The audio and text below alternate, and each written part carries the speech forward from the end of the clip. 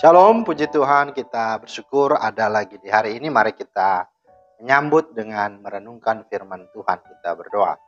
Bapa di sorga, terima kasih kami kembali akan menyambut hari ini dengan merenungkan firman-Mu.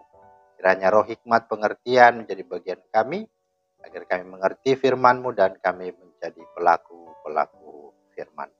Amin. Bapak Ibu, firman Tuhan kita terambil dalam 2 Tesalonika 2 ayat 16. Dan Ia Tuhan kita Yesus Kristus dan Allah Bapa kita yang dalam kasih karunia-Nya telah mengasihi kita dan yang telah menganugerahkan penghiburan abadi dan pengharapan baik kepada kita. Itulah firman Tuhan yang menjadi dasar renungan kita pada hari ini. Tema kita hari ini adalah penghiburan pada mereka yang berduka. Nah, Bapak Ibu, sering dalam hidup kita dikagetkan dengan berita kematian seseorang yang kita tahu dan bahkan kita kenal dia itu sehat-sehat saja. Dia itu keadaannya baik-baik saja. Bahkan semangat untuk hidup itu besar sekali. Nah, saudara, itulah kenyataan dari sebuah kehidupan. Bahwa kematian seseorang adalah misterius tetapi pasti. Masalah waktunya, kondisinya seperti apa dan bagaimana tidak seorang pun yang tahu. Itu sebabnya untuk mati tidak mesti harus tua, tidak mesti juga harus sakit. Ada orang menjaga kesehatannya tetapi kenyataannya dia sakit juga.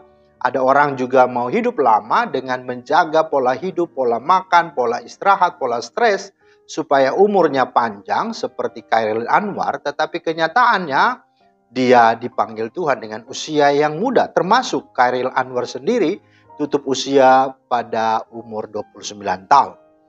Nah, saya mengatakan ini bukan artinya kita tidak usah atau tidak perlu jaga kesehatan dengan mengatur pola hidup kita. Bukan. Melainkan hanya memberitahukan dan mengingatkan bahwa kita ini hanyalah manusia.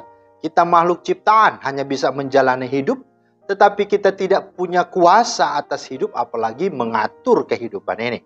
Itu sebabnya Alkitab berkata lebih baik pergi ke rumah duka daripada ke rumah pesta. Mengapa?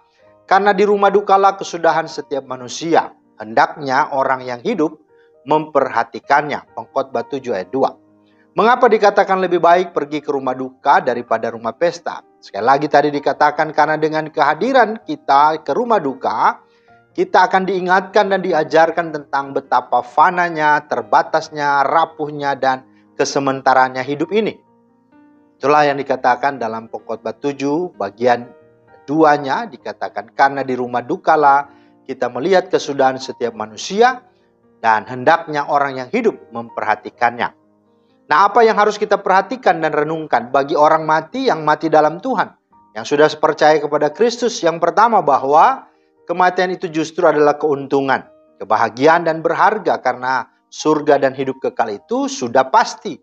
Ya dan amin. Bukan lagi semoga, bukan lagi mudah-mudahan, apalagi insya Allah, bahkan sudah dijamin dan terjamin di dalam Kristus dan oleh Kristus. Yang kedua, bahwa dengan demikian dia akan menikmati kebahagiaan kekal surgawi selama-lamanya, di mana tidak ada lagi penderitaan, pergumulan, kesusahan, sakit penyakit dan air mata.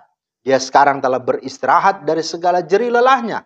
Dia sudah puas lelah, sentosa dan damai. Yang ketiga, bahwa segala perbuatan imannya selama dia melayani Tuhan, dia menaati dan setia melakukan firman Tuhan, dikatakan itu tidak akan sia-sia. Bahwa akan ada upah dan reward yang dia akan alami dan miliki dari sang pemilik kehidupan ini. Dari penciptanya, itulah Tuhan dan Juru Selamatnya. Dan yang keempat, bahwa memang kehidupan yang sebenarnya dan baru benar-benar kita akan jalani yaitu di kekekalan. Dan untuk sampai ke sana, cara dan jalannya haruslah melalui kematian. Jadi kematian justru itu cara kita bisa masuk surga. Kita sungguh dapat surga. Karena memang jalannya harus melalui kematian. Tetapi juga dengan demikian bahwa kita semua akan dikumpulkan bersama-sama nanti di kerajaan surga. Di mana akan ada reuni akbar dan agung. Dan yang kelima, bahwa kita akan bertemu muka dengan sang pencipta kita, Allah Tritunggal yang Esa itu. Dan untuk itu kita sungguh-sungguh bersyukur.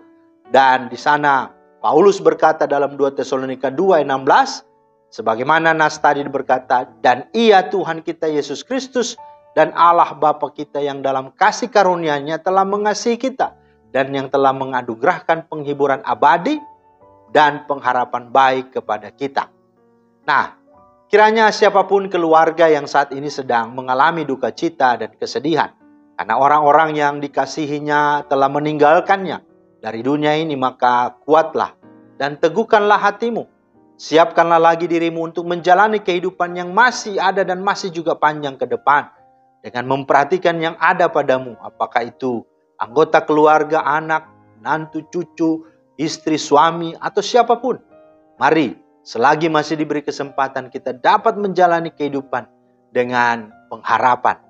Sebagaimana apa yang dikatakan Daud ketika dia tahu bahwa anaknya sudah mati. Dalam 2 Samuel 12, 22, 23, dia berkata, selagi anak itu hidup, aku berpuasa dan menangis karena pikirku, siapa tahu Tuhan mengasihani aku sehingga anak itu tetap hidup. Tetapi sekarang ia sudah mati. Mengapa aku harus berpuasa? Dapatkah aku mengembalikannya lagi?